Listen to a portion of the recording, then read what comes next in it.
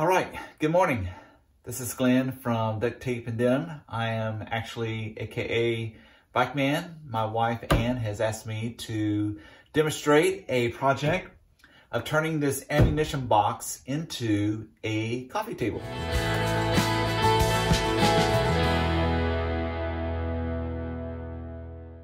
Okay, so we picked up this ammunition box at Canton, Texas during the first Monday trade days earlier this month. And this is kind of like, I believe, our third one that we purchased.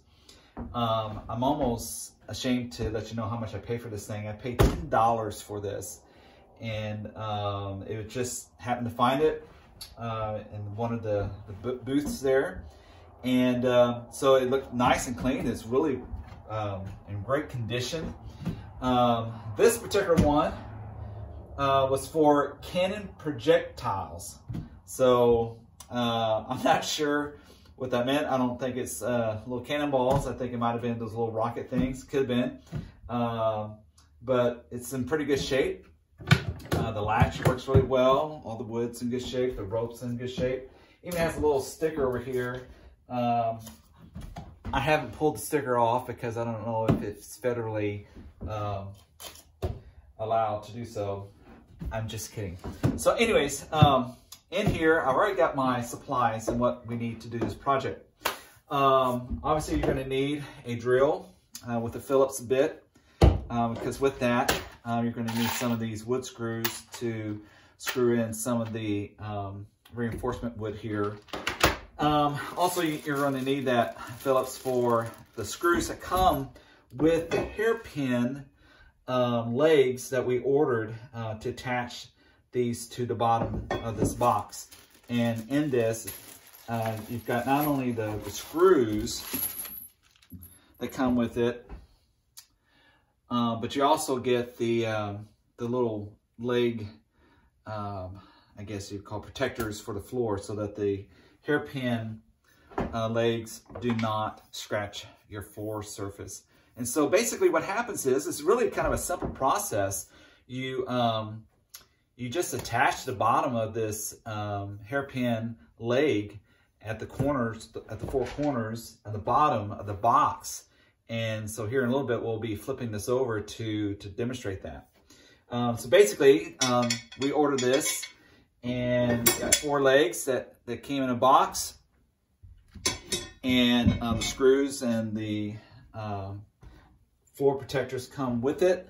So we will be using those here in just a moment. Now, in preparation for this, sometimes you don't know what the box is going to look like inside. And so this one's a little dirty. I've already done some shop vac in this box. Now you might come back and maybe put another piece of wood, or you could probably put some material here just to kind of cover up. But right now, I'm just going to keep this thing very raw, and perhaps allow someone who else will inherit this box to do what they want to do. But you might notice that I have these 2 pieces of wood here. These are just basically fencing boards that I picked up at the local hardware store. And I cut these down to size. These are about 11.5, give or take. And so I trimmed it off just a little bit because one's longer than the other on the sides. And the reason why I'm using these is not necessarily to reinforce the box, but when I put the screw in for the hairpin leg, when it goes up in there, the Phillips screw is longer than the thickness of the board. So I want to make sure that sharp screws are not sticking up at the bottom of this box.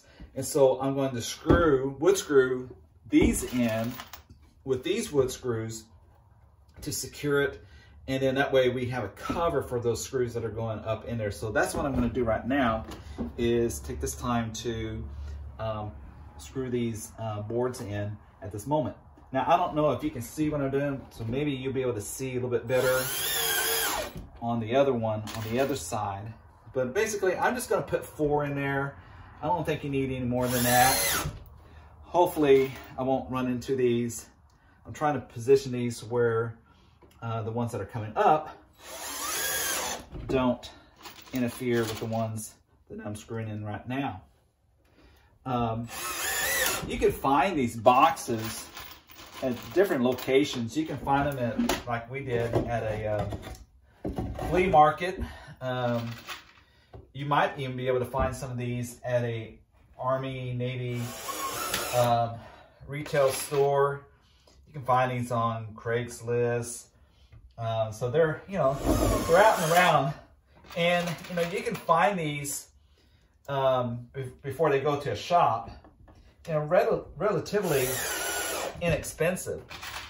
And so it makes a pretty handy little project that can be relatively inexpensive to do. Now, I have actually seen these without anything done to them in certain antique stores, vintage stores that go for around $60 or more. I've seen them for $75. And this is a fairly good size one. So this one sometimes in stores with nothing done to it would sometimes go for like $60 or so. So, you know, you just have to kind of pick and choose where you want to find these and what you want to do. All right, so I don't know if you can tell, but I've already put these boards in.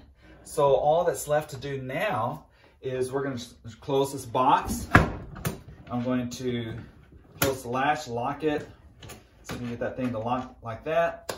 And then I'm just going to flip it over and just do this. And you see all the writing and everything is very readable. So it kind of makes it a nice, I mean, I could see this in a man cave. But truth be known, the first one that I made with the intention to put it in one of our stores, my wife put it in our living room and traded out our coffee table for this. And so now it's in our living room. So she loves it. So it doesn't necessarily have to be a man cave thing. It can also go into your home. You know, if you have kind of a rustic home, a cabin or something like that. All right, so you see that we have the 4 sides. All the nails seem to be in there pretty good. So there's nothing I need to do to prep that or re-nail or anything here. So I'm just gonna take the first set of legs and, you know, just make sure that you have your L-shaped outside corner like this to correspond to the outside corner of your box and of the wood of the box there. And so make sure you don't have it like that. Let me see if I can put it this way. Make sure you don't have it like that or like that or like that. There's only one way that this thing should go, and it should, like a puzzle, it should fit just like that. And you notice that these legs, I don't know if you can see this, but these legs have a bit of a slant, so they're not necessarily straight up vertical, but they have a bit of a slant, and I would suppose that that's just for stability reasons, to allow the table to be more stable and also provide a little bit of a stylistic value to it. So anyways, I'm going to now take the screws that came with it and start over here in the corner just to get the one, that way I can swivel it if I need to readjust.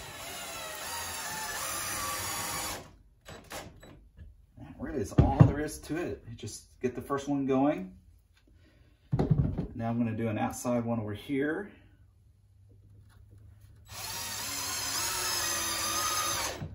Got that one down. I mean, I guess there's really no way that you can really mess this thing up. I mean, it's wood, it's rustic. So even if you screw it in wrong, you can always take the screw out and reposition it and that sort of thing. Now, this particular one, I'm doing a little bit pain, so I'm using a little bit longer bit in order to get into these little tight spots here. In fact, I think I'm going to come on the outside on this one. All right, so the first one's in. So it's just repetition. We just go to the next one and then the next 2 after that. So I'm going to go ahead and finish this and then come back to you and show you the finished product on this. Okay, so I'm about to do the last leg here. And, you know, I was thinking about why these wood screws are so long, because on the surface, you wouldn't think that you would need such a long screw, but I guess for stability's sake, the longer screw needs to go into the wood so that the legs don't fall off. So, which actually gives credit to the reason why it's important to have that inner board inside the box right underneath these, because in that way these longer screws have a thicker surface in order to adhere to, so that these legs, when you move this table around, or if you put stuff on it or in it, or a taller or someone bumps up against it, that way it has a greater strength to it. All right, now I got all 4 legs. They're very sturdy. They're ready to go. Now, the only thing that would probably cause this to be uneven, and it's just going to be from box to box, is that I noticed that this board here is raised a little bit higher than this one. So there might be a slight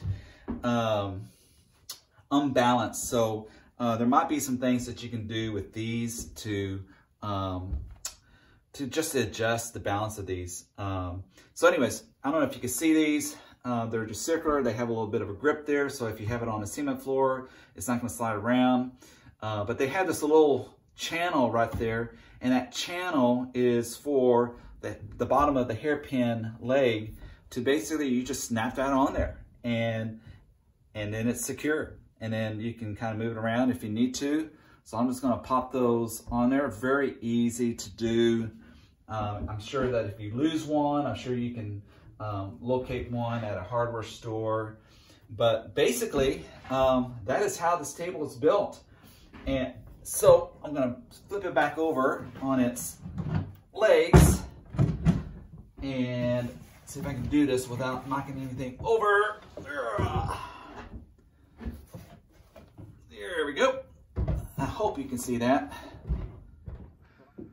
All right, so here is the finished product on this thing. So you can see how the legs kind of flare out just a bit to give the stability. The nice thing about it is you've got this rope here on both sides that you can pick up the table. If you want to secure it, you can. If you want to just use this as a chest, like a cedar chest or something, you can secure this and keep your valuables in it. And then it just opens up like this, and then you can see how I screwed these in there, and you notice that there's no screws popping up. So you can see the condition of the inside of the box. And what's really nice about that fencing board is that it matches the roughness of the boards here. It kind of gives it that same grain look to match that. It's almost like it's intentional to have that in there. Now, another nice thing you probably do is, in order to make this look cleaner, is that you could possibly go back, which is, I think, a great idea, is to put some of this wood that I have here. You can either go crossways all the way across, or you can go the lengthways. So I don't know, who knows, maybe the next project I will do that with that. So anyways, that's our project for repurposing an ammunition box, and I hope you enjoy this. Thank you. Bye-bye.